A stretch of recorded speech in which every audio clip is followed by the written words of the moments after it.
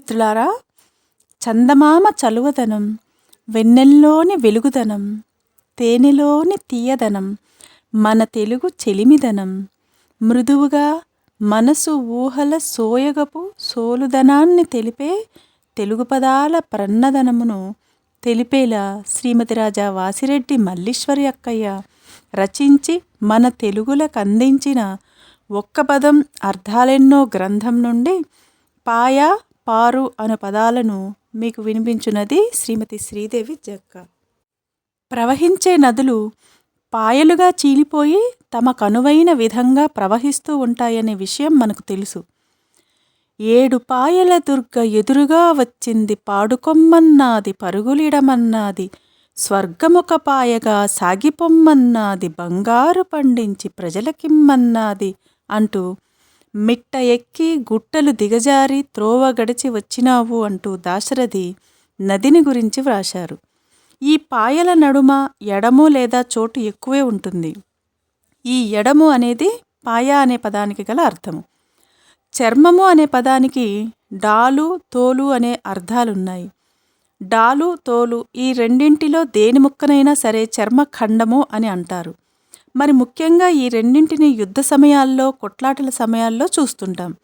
చర్మఖండం అనేది పాయ అనే పదానికి గల అర్థమే.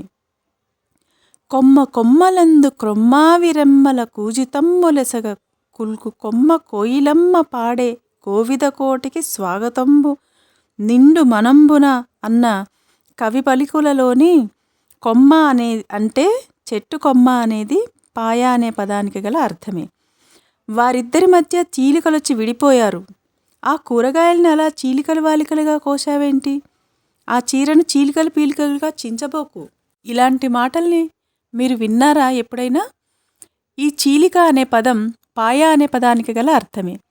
నిజం తెలిసి లేదా సమాధానం తెలిసి చెప్పకపోయావంటే నీ తల 1000 ముక్కలవుతుంది అంటూ భేతాళుడు విక్రమార్కుడితో అంటాడు. అయ్యో, అద్దం కిందపడి ముక్కలు ముక్కలైపోయింది అని అంటుంటాం. ముద్దు ముచ్చట్నా ఇంకేమైనానా, అంతా ముక్కలైపోయింది అంటూ ముక్క అనే పదాన్ని చాలా సందర్భాల్లో వాడతారు. అందున మనస్తత్వాలను తెలపటానికి కూడా వాడతారు. చెన్నాపట్నం చెరుకు ముక్క, నీకో ముక్క నాకో ముక్క అంటూ చిన్నపిల్లలకి తనకున్న దానిని ఇతరులతో పంచుకునే గుణాన్ని నేర్పడానికి చెప్పే బాలగేయంలోనూ వాడబడిన ముక్క అనే పదం పాయ అనే పదానికి గల అర్థమే. ఈ పండును మనిద్దరం సగం సగం తీసుకుందాం. సగం పనిచేసి మిగిలింది వదిలేస్తే ఎలా? తగవులు సహోదరులలో తగవని సరియొసగి మనుట తగదని మేమి తగవారి కోరినందుకు తెగించిరటే బిర్రబిగిసి ధృతరాష్ట్ర సుతుల్ అంటూ రాజ్యంలో సగభాగమును కోరిన సందర్భంలో ధర్మరాజు అన్న మాటలలోని సగభాగము అనేది పాయ అనే పదానికి గల అర్థమే. 3 ఏనుగులు, 3 రథములు, 9 గుర్రములు, 15 మంది సైనికులు గల సేనను సేనాముఖము అని అంటారు. అలాంటి సేనాముఖము అనేది పాయ అనే పదానికి గల అర్థమే. ఇక పారు అనే పదాన్ని సంబంధించి విందాం. నిండుటేరు నిలిచి పారును, నీరు పల్లానికే పారును అన్నది మనకు తెలిసిన విషయమే కదా. మరి పారు అనే పదానికి గల అర్థాలను తెలుసుకుందామా? కదిలేది కదిలించేది కవిత్వం అన్నారు కదా. వాణ్ణి కదిలిస్తే గచ్చపోదే, కదిపితే కందిరీగల తుట్టే, కదిలే నీటికే అలలు వంటి సామెతలను వింటూ ఉంటాం. వాడు కదల్లేని స్థితిలో ఉన్నాడు, నేనింక కదులుతాను అని మనం అంటుంటాం కదా. ఆయా మాటలలోని కదలు అనేది పారు అనే పదానికి ఉన్న ఒక అర్థం. పక్కకు తొలగు, అతడు పదవి నుండి తొలగింపబడ్డాడు, నా దారి నుండి తొలగిపో వంటి మాటలనే కాదు, నా పాపాలను తొలగించు, నా అజ్ఞానాన్ని తొలగించు అంటూ భగవంతుణ్ణి ప్రార్థించడం మనం వింటూ ఉంటాం.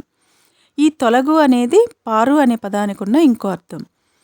చెరువు నిండితే కప్పలు చేరు అన్న విషయాన్ని తెప్పలుగా చెరువు నిండిన కప్పలు 10,000 చేరు గదరా సుమతి అంటూ చెప్పాడు బద్దన.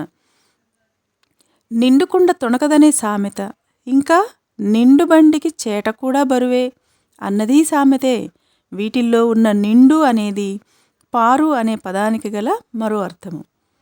నిందపడిన నిలువెల్లా వణికిపోతాడు ఒకడు, మరొకడు కింద పడ్డా పై చేయి తనదేనంటాడు. పడ్డవాడు చెడ్డవాడు కాదంటూ ఓదారుస్తాడు ఇంకొకడు. కడలిలోని కెరటాలు పడుతూ లేస్తూ ఉంటే పండిన కాయ చెట్టు నుండి కిందికే పడుతుంది. మాట పడడం నాకిష్టం ఉండదు. పడుతూ లేస్తూ వచ్చాను. పడిన గోడలు పడినట్లుండవు, చెడిన కాపురం చెడినట్లుండదు వంటి మాటల్ని పెద్దల వద్ద మనం వింటూనే ఉంటాం కదా. ఈ పడు అన్నది పారు అనే పదానికి గల మరో అర్థం. పరిగెత్తి పరిగెత్తి అలసిపోయాను. పరిగెత్తి పాలు తాగే కంటే నిలిచి నీళ్లు తాగడం మేలు. పరిగెత్తే ఎద్దునే తరిమేది, పరిగెత్తేవాడిని చూస్తే తరిమేవాడికి లోకువ. పరిగెత్తే పాముకు పాదములు కనిపించడం, అల్ల నేరేడు పండ్లను వెల్లవేయటం వంటిది. ఇవన్నీ సామెతలు. పైన వచ్చిన పరిగెత్తు అన్నది పారు అనే పదానికి గల ఇంకో అర్థం.